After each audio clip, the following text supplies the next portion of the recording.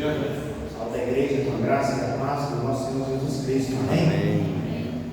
Vamos dar continuidade aos nossos estudos, nossa escola bíblica dominical. E vamos mais uma vez pedir ao Senhor que continue nos abençoar e que possamos aprender unicamente dele, da palavra dele, aquilo que a palavra significa para nós, aquilo que a palavra dele tem que ser nas nossas vidas, a nossa única regra de fé e de prática. Então nós vamos, antes de iniciarmos, mais uma vez, como sempre temos feito aqui, pedir a Deus que continue a nos abençoar e que fale conosco nesse instante específico, na nossa classe, nas demais classes da nossa igreja, nas demais igrejas que se reúnem no nome do Senhor. Vamos pedir ao Senhor que nos abençoe especificamente nesse momento de aprendizado daquilo que Ele tem para as nossas vidas. Vou pedir a Valéria, que coloque de pé, faça a sua oração. Senhor, querido Deus eterno Pai, obrigado, Senhor, por essa manhã, por essa palavra que você nos traz. Que o Senhor possa abrir nosso entendimento, nosso coração, o Espírito Santo, Senhor, venha falar conosco. Obrigado pela vida do presidente que vai trazer essa palavra. Amém. Glórias a Deus. Nós temos estudado a respeito do calvinismo, os 5 pontos do calvinismo, para que nós possamos fortalecer as nossas doutrinas, de onde nós viemos, o que nós cremos, são bíblicas. Então é isso que nós temos estudado aqui, né? Entender um pouco mais do que significa para nós calvinismo. E nós temos estudado o contraponto teológico que existe entre calvinismo e arminianismo. Então são esses pontos de vista que a teologia moderna a gente fala assim, século XVI, já são antigas, mas que perderam toda a teologia protestante, é permeada por esses ensinos teológicos. Então nós temos estudado de acordo com a nossa visão calvinista, aquilo que a igreja presbiteriana ela crê, aquilo que essas doutrinas, o fundamento bíblico dessas doutrinas para as nossas vidas.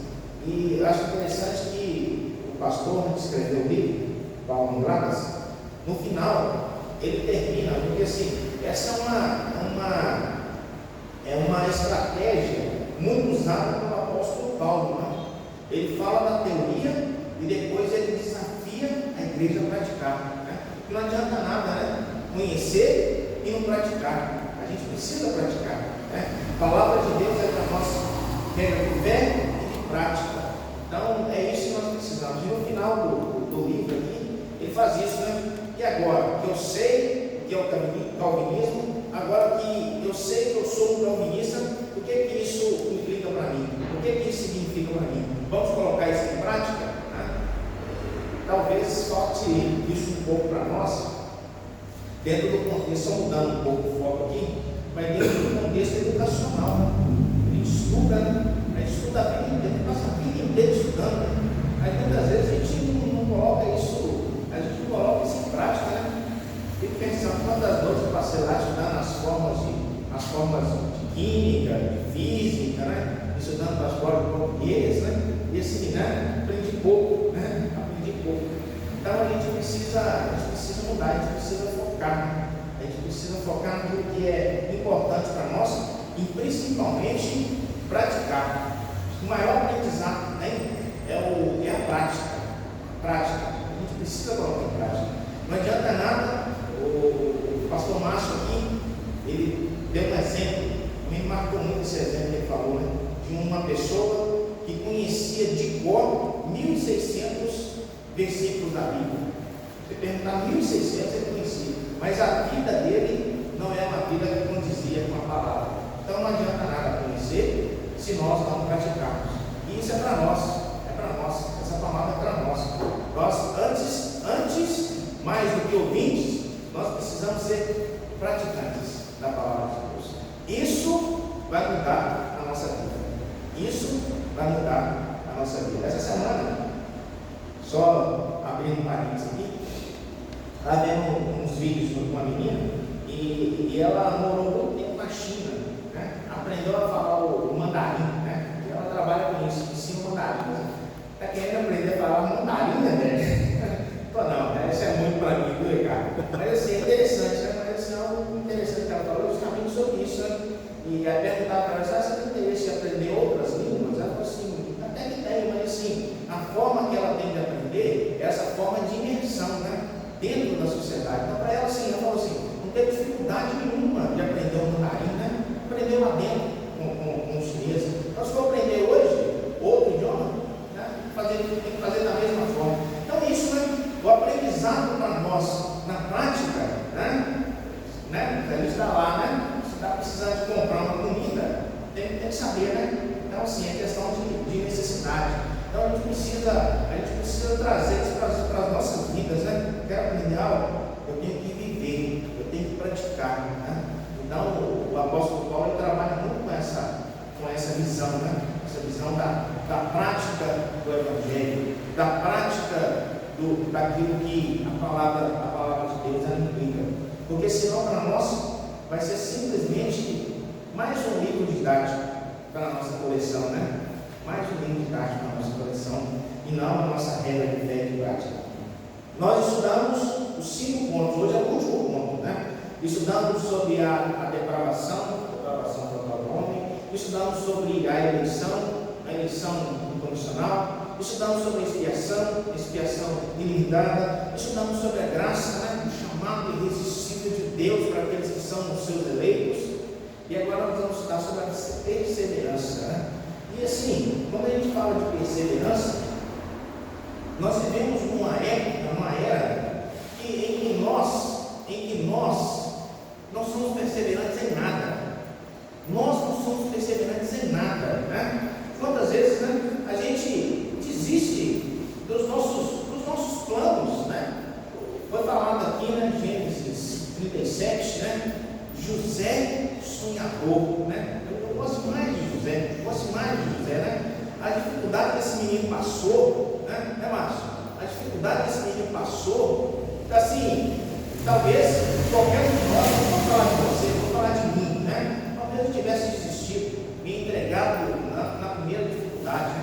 Meus irmãos me abandonaram, meus irmãos queriam me matar, minha família me abandonou, meu pai, minha mãe não quer saber mais de mim, o meu povo não quer saber mais de mim. Assim, tinha tantos motivos para não perseverar, tinha, e assim, a mão de Deus na vida desse menino, né? A mão de Deus. Eu gosto muito de José. Não tem outro personagem da Bíblia que é dedicado tantos capítulos da Bíblia, né? Não sei se nosso Senhor Jesus Cristo, quanto José, né? Gênesis, né? Grande parte do livro de Gênesis é a respeito da vida desse menino. Então a gente precisa ter isso, né? Perseverança, de continuar nas dificuldades. E nós, assim, na dificuldade, a gente é muito fácil de retroceder, né? Às vezes é mais fácil para nós retroceder, né? A gente não foi criado para essas intempéries. Nós não fomos criados para essas intempéries. Eu lembro de um escritor da área jurídica, e ele falando sobre os concursos públicos, né? E ele falando sobre isso, ele falando assim, ele decidiu praticar corrida, né? Isso é bom, tem que ter um exercício físico. Ele começou a correr e decidiu fazer uma maratona, né? Quiseram conhecer o William Douglas, vocês conhecem, né? O time, e ele decidiu fazer uma maratona. Porque assim, a maratona é o desafio para o homem, a maratona. O homem não foi feito para correr 40 quilômetros, né? O primeiro maratonista, ele morreu, né? Saiu lá de Atenas para Esparta, naquele contexto lá, para avisar da guerra, chegou, deu aviso e morreu. 42 quilômetros não é bom. Você vê que esse queniano correndo, né? Parece que os caras estão flutuando, né? 50 contas ali, fazendo as corridas, ali no SEDAP ali. Falei, vou dar umas voltas aqui na pista. Isso é comigo, deixa para mim, né? Aí tem uma volta, o que é isso? Essa pista aqui deve ter uns 3 quilômetros, essa pista, né? 400 metros. Não, tem que preparar mais um pouquinho, né? Do dia estava fazendo caminhada ali, Paulinho me viu, vamos correr, rapaz.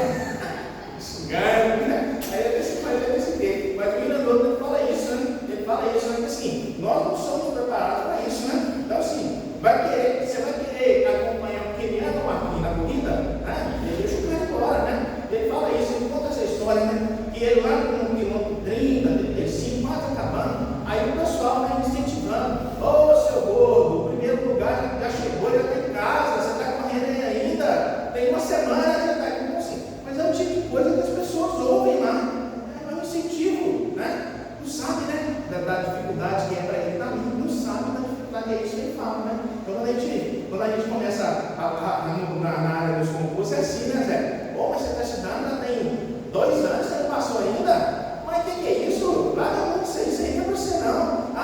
Então, essa comparação que ele fala não é assim, né? Essa questão da perseverança que a gente tem nas nossas coisas. E essa geração atual aqui, talvez uma nossa, né? A minha, o Ricardo, o Neves, o Paulinho, o Zé, né? A gente foi criado, né? Mais preparado para isso, né? Mas os meninos hoje não são assim, né? Eles não têm essa determinação, né, cara? Não tem essa determinação de continuar. E às vezes é duro, né? Se chegar no 30º quilômetro de uma corrida, né? Misericórdia, né? Os 400 metros ali da pista ali para mim já foi muito, né? Já foi muito. Mas ele precisa ter essa perseverança em tudo.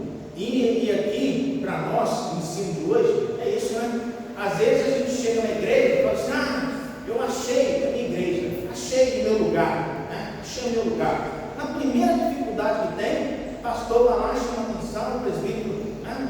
Corrige, exorta, de acordo com Mateus 17, de acordo com a palavra bíblica, assim, isso não é para mim, esse lugar aqui é rígido demais, né? Então, assim, é assim, né? Eu vou para outro, vou para o vizinho. Eu acho interessante a área militar, né? A área militar, eu gosto da área militar, viu, Zé? Eu fiz um concurso quando eu era jovem, fiz um concurso para a Marinha, sabe? Queria ser marinheiro, né? E deu certo, fui para outros caminhos, mas eu gosto. Na área militar, como é que são os cursos lá? Leva para o Zé, militar, eu tenho que confirmar, né? E assim, quando você entra, tem um curso de adaptação. Esse curso de adaptação, assim, eles passam para o pior dos piores, né? É uma semana, 2 semanas, mas assim, né? Você não está fazendo ali, mas é isso mesmo. Mas, como é que chama? É uma ranca, aqueles que não suportar aqui, exatamente isso aí. É exatamente isso aí. Por quê? Aqueles que não suportarem esse início, né? Que não tem vocação, eu quero entrar na Marinha, na Polícia Militar, é por conta de salário, é por conta de status. Filho, esses aí não ficam 1 semana na hora que vier a dificuldade. Isso é maravilhoso. Isso é excelente, né? Mas não tinha que ser assim, né? Entrar na igreja, assim, pastor, agora nós vamos lá para a África, vamos fazer um estágio lá na África, lá tem um evangelismo lá, né? Vamos ver se antes de fazer a profissão de fé aqui, nós vamos fazer isso aí, vamos ver se você está bom, se você quer, né? Vamos fazer uma corrida de oração aqui no monte, 3 semanas direto, né? Indo lá, toda sexta-feira vai ser lá, né? Vamos ver quantos que vão ficar mesmo, né? Essa preparação, né? Para as coisas ruins, né? Isso é uma coisa que eu trago para a minha vida, né? Eu sempre espero o pior. Eu espero o pior das pessoas, das instituições, eu espero o pior de mim. Sabe por quê? Porque quando vem o melhor, é muito melhor. Eu não esperava, né? A gente precisa estar preparado, né? Fico viajando nas minhas coisas. Outro dia eu estava vendo sobre velejadores. Eu já falei isso aqui, né? Velejar, né? Meu sonho é comprar um barco, né? Velejar para o mundo afora aí, sozinho, sem rádio, sem ninguém, assim, né? Eu sou meio ermitão, né? Mas assim, eu gosto disso. E eu estava vendo sobre os velejadores, né? Nessa área específica, comparando os brasileiros, sempre assim, né? Os brasileiros com os argentinos, né? Maradona ou Pelé, né? Messi ou Ronaldinho, né? Tudo nosso é comparado com os argentinos, né? A Argentina está ruim lá, a gente pode estar ruim, mas se a Argentina tiver pior que nós, glória a Deus, é bom demais, né? Mas é assim, né? Então, comparando os velejadores brasileiros com os argentinos. Eu falei isso aqui, né? Os velejadores brasileiros não tem tradição de ganhar medalha olímpica, de ganhar essas regatas. Sabe por quê? Os nossos velejadores são acostumados a velejar em Bahia, né? Vai lá em Salvador, na Bahia do Todo Santo, vai lá no Rio de Janeiro, na Bahia do Guanabara, é só Bahia, né? Bahia é um lugar cercado, tranquilinho, aquele ventinho, né? É pra mim, né? Do jeito que eu gosto. Mas lá na Argentina, filho, é lá na tormenta. Lá é tormenta. É só uns caras tormentosos, os caras aprendem a velejar assim, né? Ganha tudo que tem de ganhar de regata, de Olimpíada. Os argentinos ganham, né? Nos sul-americanos. Então, assim, a gente precisa estar preparado para isso. Nos momentos ruins, né? Na hora que você vai passar lá na Antártica, lá, para cruzar de um oceano para o outro, para o Atlântico Pacífico, filho, não é Bahia não, vai ser onda de 10 metros, vai ser vento, vai ser não sei o quê, o vento vai querer te jogar para fundo, o mar, afunda, né, barco, afunda navio, aquele gigante de 50 metros, afunda. Então assim, a gente tem que estar preparado para isso, né? E a gente não faz isso. A gente não faz isso com os nossos filhos, né? Ah, filhinho, né? O Márcio, o Duduzinho, Duduzinho, você é lindo. Davizinho, você é maravilhoso. Você é o menino dos meus olhos. Você é super inteligente. Na hora que chegar na escola, esse que você dorme com os coleguinhas, né? Você é bom demais. Eu não quero saber. É assim, não é assim? Não vai ter o carinho que o pai dá, não vai ter o carinho que a mãe dá, né? E o mundo, ele é assim, né? O mundo, ele é assim. Nós temos que estar preparados para isso, para as cacetadas que a gente toma, e a gente não está preparado para as cacetadas que a gente toma. Ninguém nos prepara. Os nossos pais não nos preparam, nossa igreja muitas vezes não nos prepara, né? Sentar aqui, no banco, quarta-feira, sexta-feira, domingo, é bom demais, é fácil demais, mas sabe onde que a gente tem que ser diferença? É lá fora. Tomando cacetada lá fora do mundo, é lá. Então a igreja é para isso, é para nos preparar lá para fora. E infelizmente não nos prepara. Se o Márcio começar a nos preparar lá para fora, se já tem pouco aqui, vai ter menos ainda, né? Vai ter menos ainda. Mas nós temos que ser preparados para isso. Então a gente precisa entender isso. Voltando aqui ao nosso tema, a gente vai concluir falando sobre perseverança dos santos. E a perseverança é isso, é a continuidade, né? A continuidade dentro daquilo para qual Deus nos chamou. E a pergunta que se faz dentro desse contexto, é a seguinte: de quem depende a nossa salvação?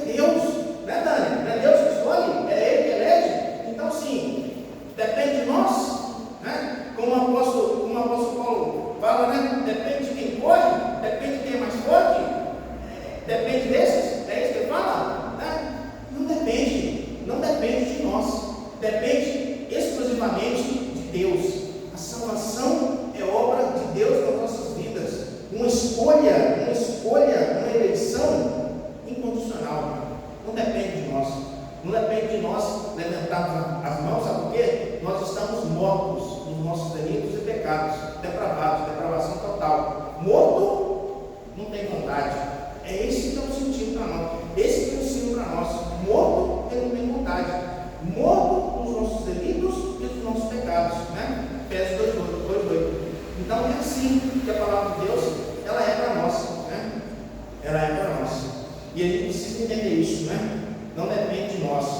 E assim, depende da igreja presbiteriana? Não. Depende do pastor? Não. Depende de mim? Não. Isso é maravilhoso. Não depende de nós, né? Então, se não depende de nós, só um instantinho, assim, o pastor Márcio, ele não vai poder fazer, ele não vai poder escolher quem está sentado aqui. Só, a partir de hoje, não quero um ênfase mais aqui na igreja, né? Por vontade dele. Ele não pode fazer isso. Não pode fazer isso, né? Então, sim, isso para nós é segurança. Porque a igreja não está firmada na vontade de homem nenhum. A igreja está firmada exclusivamente na vontade, na soberania, como disse a Tânia, na soberania exclusiva de Deus. É isso, é simplesmente isso. Por favor, Tânia. Como que a gente responde uma pessoa cita, por exemplo, aquele texto que fala assim, Deus não faz acepção de pessoas.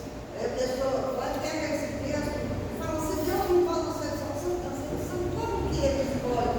Deus que não escolhe outro. Porque assim, você entende? Porque é possível uma pessoa não conversa com a igreja, porque eu digo assim, pode ser contexto? Pode. Mas essa frase na Bíblia, ela é certa. Deus não faz acepção de pessoas. Bom.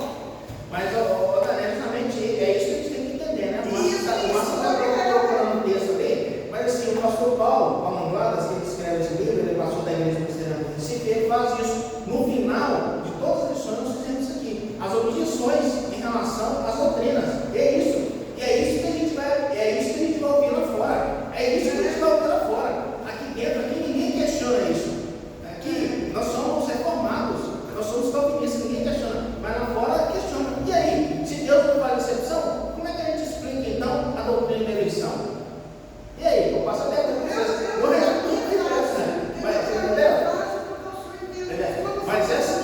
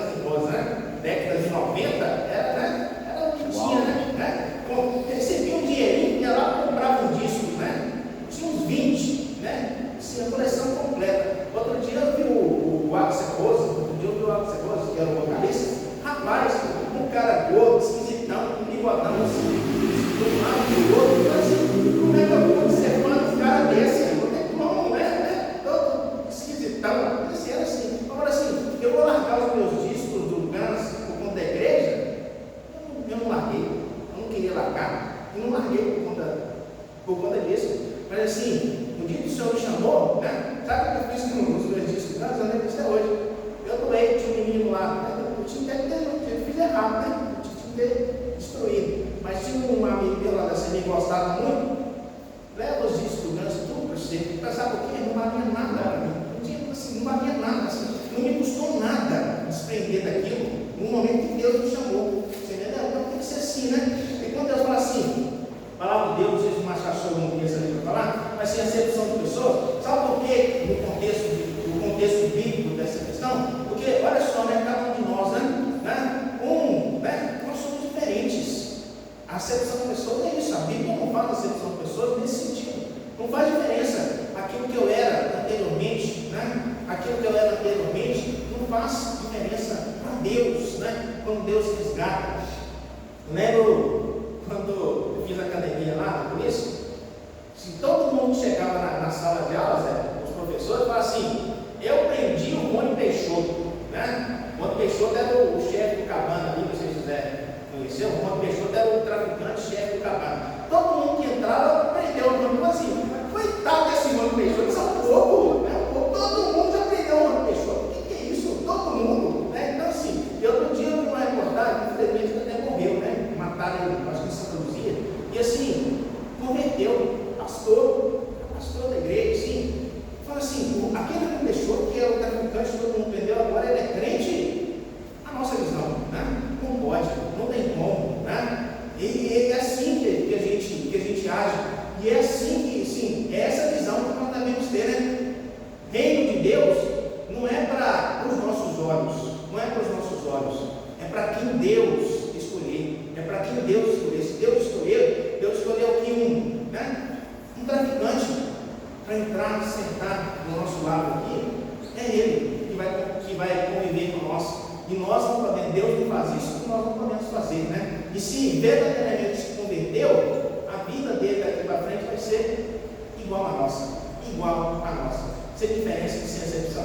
E só assistindo aí, mas é isso, né? Quando o Evangelho vem, quando Jesus Cristo vem, então assim, ele vem primeiramente para quem? Para os judeus. Os judeus não quiseram. Então agora sim, né? Era o plano de Deus, né? Para todos, é para a humanidade, né? É para quem Deus escolheu. Fora do povo judeu, dentro do povo judeu, fora do povo judeu. Então assim, né? Deus não faz essa diferenciação que nós, como homens, nós fazemos. Lê. Isso mesmo que você acabou de falar, o texto que a irmã está falando se refere ao título dele, né? Gentios e judeus igualmente culpados, ou seja, judeus, povo escolhido de Deus. Porém, rejeitados. Romanos, né? Romanos.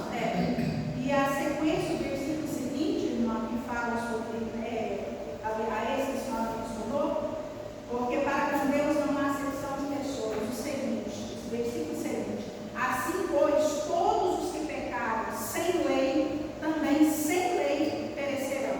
E todos os que com lei pecaram, mediante a lei serão julgados. Não tem exceção, não tem ninguém melhor do que ninguém. Deus não escolhe ninguém em detrimento de outro. Será julgado com lei ou sem lei, pecando com lei ou sem lei, será julgado da mesma maneira. Nós estudamos isso aqui no livro de Romanos. Você responde para quem viu, entendeu? Para quem foca, é só na questão, ela fala, entendeu? Mas o sentido é esse, né? O sentido é esse. É colocado para quando após a eleição, para Deus não há seleção. Né? Mas o sentido é justamente esse, né? Acho que o Márcio aqui A melhor forma também que tem de se responder isso, quando a pessoa está mais na Bíblia aqui, ó, 10:33, está dizendo que Deus não faz acepção de pessoas. A pessoa está te perguntando isso usando, primeiro de errado, porque ele está usando o versículo isolado. O que faz isso é aceito. Então, a melhor forma de responder é, não, vamos caçar o contexto geral disso. Começa lá no início, capítulo 10, quando Cornélio, nem foi Pedro, Cornélio teve a visão de que Deus estava ouvindo as suas orações, e aí ele vai enviar mensageiros para falar com Pedro. Antes dos mensageiros chegar, Deus deu uma visão para Pedro, dos animais imundos. E aí,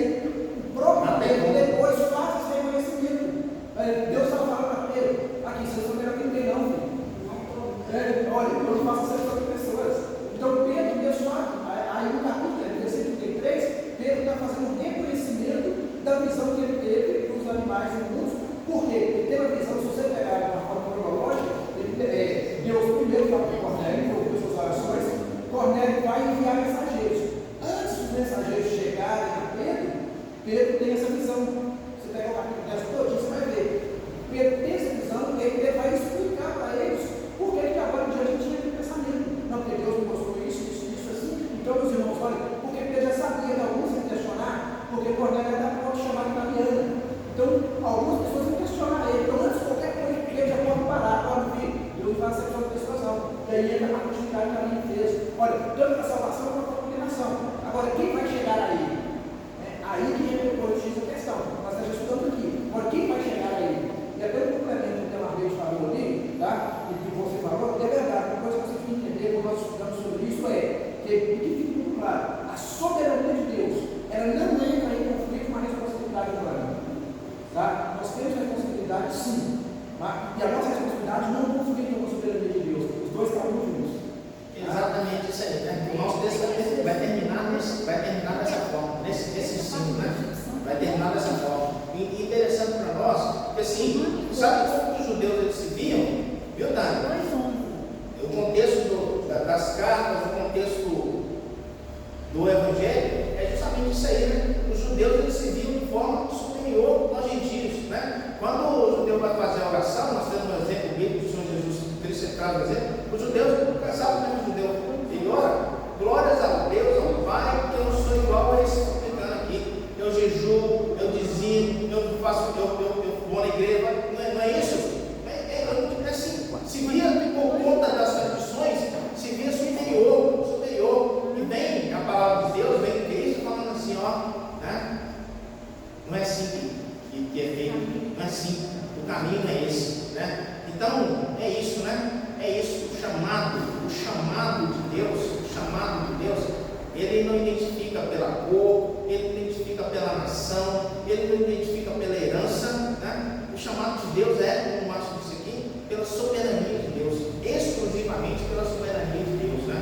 Então é isso que a gente vive e é isso que a gente entende. A acepção é nesse sentido. Miriam. Eu entendo nesse versículo, acho que ficou bem claro, e não está falando de salvação também não. Quando ele fala de acepção aqui, está falando mais da perseverança, do que a pessoa vai viver, como que ela vai viver, e aí na hora do julgamento ela não vai fazer acepção. Então, tipo assim, se for judeu ou for grego, vai ser julgado da mesma forma, de acordo com aquilo que ele, né, vai ter de conhecimento. Então a acepção é no sentido da vivência, a perseverança depois, não é da salvação, de escolher ou não.